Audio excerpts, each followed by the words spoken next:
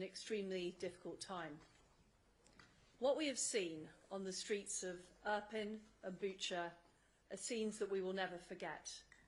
We have seen butchery, evidence of rape and sexual violence, as well as the indiscriminate killing of civilians. We will ensure that the perpetrators are brought to justice for these barbaric crimes. And together with our allies, we will step up our efforts to stop Putin's appalling war. 3 weeks ago, the UK led 41 states to refer these atrocities to the International Criminal Court. We're providing additional funding to the ICC. The UK military and police are providing technical assistance to the investigations, and the Metropolitan Police War Crimes Unit have commenced the collection of evidence. We're working very closely with the Ukrainian government on this. We've appointed former ICC judge Sir Howard Morrison as an independent advisor to the Ukrainian Prosecutor General. And today I can announce that we're launching a £10 million civil society fund to support organisations in Ukraine, including those helping the victims of conflict-related sexual violence.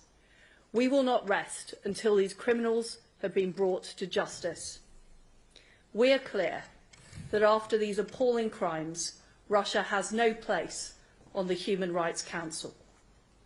And it is the responsibility of the UK and our allies, and that's what Dmytro and I have discussed today, to step up our support for our brave Ukrainian friends. That means more weapons and more sanctions. Putin must lose in Ukraine. Later this week, the G7 foreign ministers and the NATO foreign ministers will meet. We need to announce a tough new wave of sanctions. The reality is that money is still flowing from the West into Putin's war machine, and that has to stop.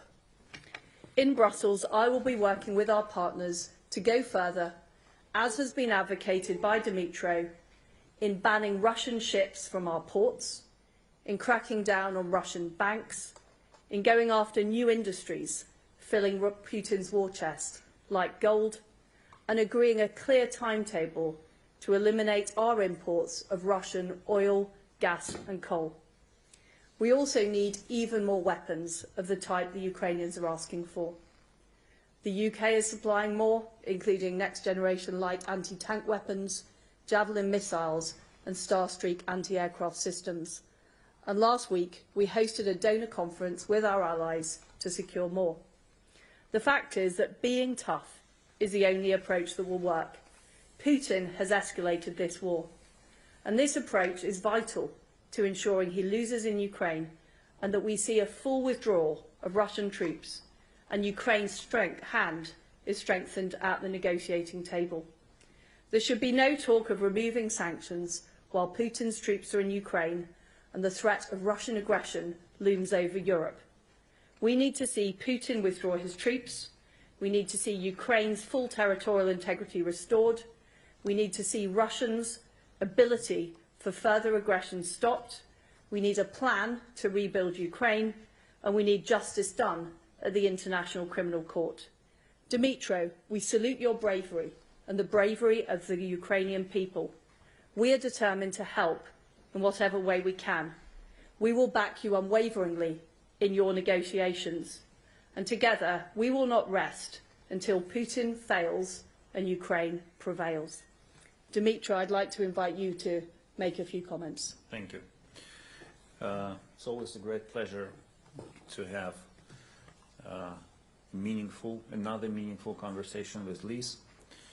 I regret we're not seeing each other in Kiev, but I hope I will be able to host you in Kiev soon.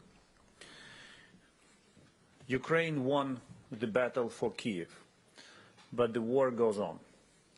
We are preparing for the new large-scale offensive by Russia in eastern Ukraine.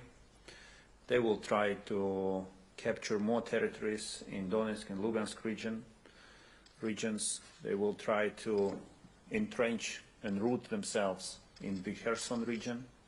They will try to capture bleeding Mariupol. What you've seen, the horrors that we've seen in Bucha are just a tip of the iceberg of all the crimes that have been committed by Russian army in the territory of Ukraine so far. And I can tell you without an exaggeration, but with great sorrow, that the situation in Mariupol is much worse compared to what we've seen in Bucha and other cities, towns and villages nearby Kyiv.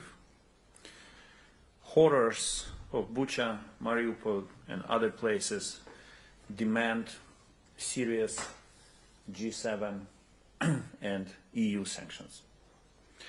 I appreciate everything that has been done so far, but Liz is right.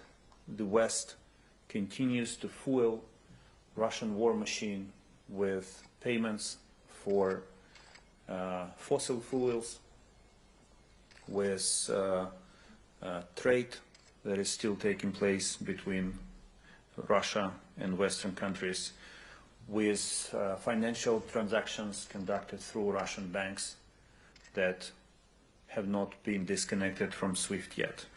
And when we discuss the sanctions that must be imposed on Russia without any delay, actually we have the same speaking points with Liz, and I appreciate that the fact that Ukraine and the United Kingdom are aligned on this issue too. Half measures are not enough anymore.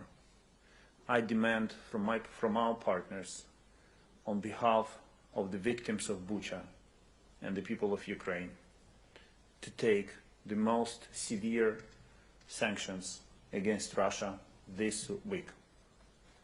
This is not the request of Ukraine's foreign minister. This is the plea of the victims of rape, torture and killings, their relatives and the entire Ukrainian nation. I have heard thousands of arguments why this or that sanction cannot be imposed against Russia. It's time to put all hesitation, reluctance, business-wise arguments aside and think about human sufferings and the need to stop the Russian war machine until it kills and destroys more on its way. I invite foreign representatives, my colleagues, those who still have doubts whether to disconnect Russian banks from SWIFT or to continue buying Russian gas, oil and coal, or to receive Russian vessels in ports and process products either sold to Russia or bought from Russia. I invite all of them to visit Bucha without any delay, to visit a small village and stand in front of the mass grave, to see the bodies of dead Ukrainian women who had been raped before being killed and whom the Russians tried to set on fire to hide the traces of their crimes. And I do this address to all foreign ministers who will be meeting this week at NATO, at the European Union, at the G7 ministerial. If you have doubts, reluctance, or arguments about the need to keep doing business with Russia, go to Bucha first, and then talk to me. The same goes for weapons. There have been some hesitations and reluctance to provide Ukraine with all weapons that we are asking for. The same approach should be applied to the issue of weapons. The more weapons we have, the sooner we will be able to win this war and to prevent Russia from committing more crimes. I appreciate the United Kingdom's readiness to work closely with Ukraine on the investigation of the committed war crimes and to bringing perpetrators and their commanders to account. International justice takes time, but we will be focused on making sure that they pay the price for what they have done to the people of Ukraine. After everything we've seen, I believe I would like to echo what Lee said and also demand the expulsion of Russia from the Human Rights Council. Ukraine has been raising this issue before. We now insist that this must be done immediately. Finally, I would like to say that 2 points. We discussed how Ukraine, United Kingdom and Poland can further build up our relations in the trilateral format that we created shortly before the aggression. This last month demonstrated that Poland, Ukraine and the United Kingdom are the closest friends, and they can do a lot together. And I see that there is a political will in both London and Warsaw to do more. And finally, I would like to thank Liz and the entire UK government and the people of the United Kingdom to everything that you have done so far and your resolve not to stop until Ukraine wins and justice prevails. Because the victory of Ukraine will be the victory of justice in Europe and in the world. Thank you. We'll take a few questions now, and the first one goes to BBC Adam Easton.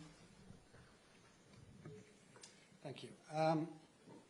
The sanctions imposed so far have not stopped Russia from committing awful acts. You mentioned some of the things that you're proposing, barring Russian ships from ports, the UK from stopping buying Russian energy. Can you give us some detail or a date specifically of when you would like to introduce that?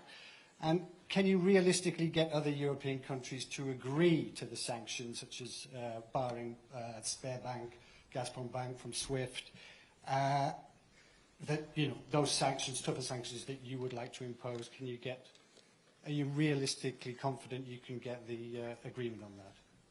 We have shown a unified approach so far. We've done 4 waves of sanctions. We have crippled the Russian economy. We've sent it back 15 years. But I'm very clear we need to do more.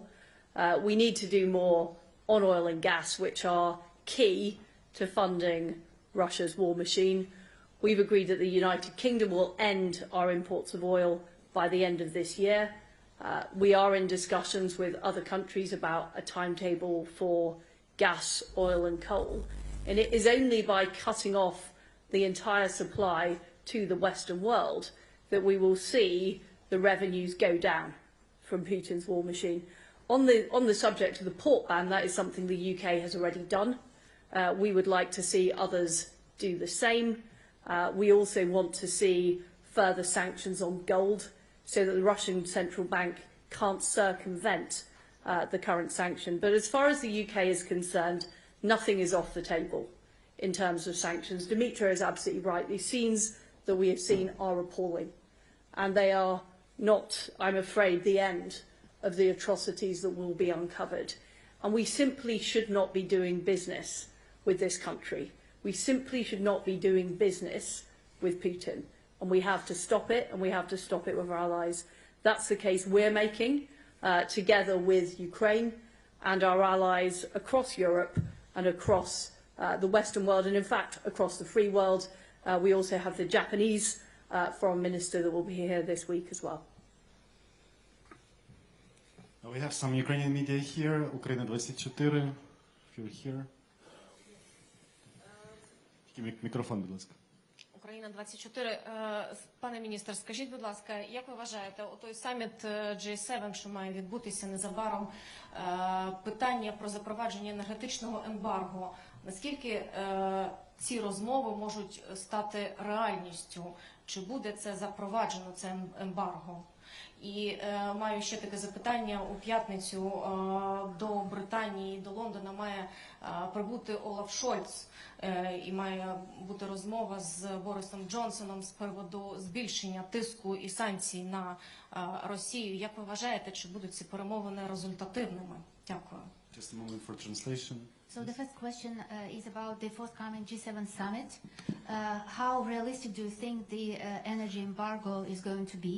And the second is about the visit of Olaf Scholz on Friday to the UK and about the discussion between Boris Johnson and Olaf Scholz. What are the expectations? Yeah, I will respond in Ukrainian if you don't mind.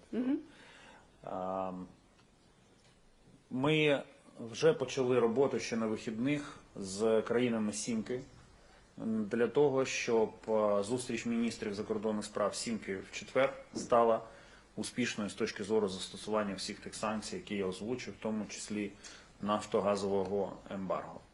So we started discussions with the G7 countries last weekend so that we could have a proper consultation on energy embargo well in advance of the event. Я не можу зараз сказати, чи ці санкції будуть застосовані в четвер, тому що остаточне рішення залежить не від України. Ми, на жаль, ще не належимо до групи 7. I cannot say for sure that this embargo will come into force straight away on Thursday, because unfortunately Ukraine is not one of the G7 countries. Not yet. Not yet. Але я хочу повторити українською те, що я говорив англійською. Я знаю, що у деяких країн, які належать до групи 7, все ще є сумніви щодо доцільності застосування тих чи інших санкцій. So I'm going to say again in Ukrainian what I just said a couple of minutes ago in English, that in some G7 member states there are still doubts about the use of these sanctions and embargo. Тому я запрошую цих колег, у мене особисті з ними дуже добрі стосунки, але я запрошую їх відвідати до міністерської своєї зустрічі в четвер Бучу і розвіяти будь-які сумніви. So I'm going to invite these colleagues before the summit to Bucha, so that any doubts could be eliminated. Не в усіх, в кожній країні рішення не залежить лише від міністра закордонних справ, тому я пропоную цим колегам взяти також будь-кого з їхніх урядів, з тих, хто сумнівається, і також відвідати Бучу. My invitation, as the decision by the country does not only depend on the foreign minister's decision, I invite my colleagues to take whoever they would like to invite for this visit with them, so that they can witness it with their own eyes. Міністр Truss поінформувала мене про те, що планується візит пана канцлера Шольца до Великої Британії і про намір прем'єр-міністра Джонсона обговорити питання санкцій і постачання озброєнь до України під час цієї розмови. Я дякую за готовність британської сторони працювати з Німеччиною над цими питаннями.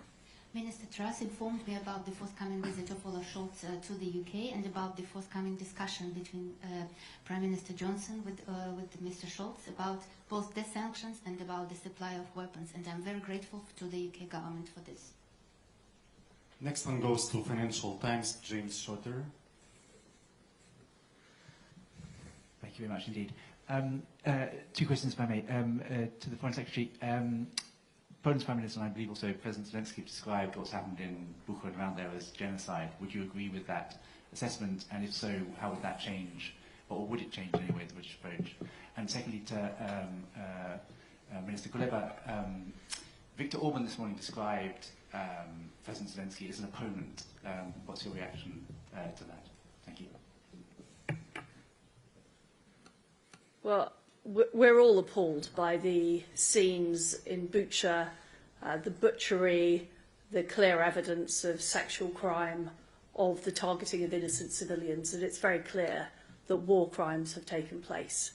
And we have been working with the ICC, we're putting funding in, we've got the Metropolitan Police investigating those war crimes so the perpetrators can be brought to justice. Now, as to the question of genocide, that is a matter for the courts to determine, but what I want to be very clear about is the UK is taking the maximum approach. We're taking the maximum approach on sanctions. As far as we're concerned, nothing is off the table. We're taking the maximum approach on weapons in terms of what we can supply to Ukraine, and in fact that's one of the issues that Dmytro and I have been discussing with today. And the idea that we should wait for something else bad to happen is just completely wrong. The worst has already happened. We have already seen appalling atrocities committed in Ukraine with complete impunity. And that is why we want to go to the maximum level of sanctions with our allies and partners, and that is why we are pulling the stops out in terms of supplying Ukraine with the support they need to end this appalling war, which has to mean Putin losing in Ukraine. In the last months, it became apparent to all European leaders that the only opponent that they have is President Putin. If Prime Minister Orban believes that President Zelensky is his opponent, while President Putin becomes one of the first, if not the first, foreign leader to congratulate Prime Minister Orban with victory, then it says more about Hungary than about Ukraine. Thank you. At this, we have to conclude. We don't have any more time. Thank you. Thank you. Thank you.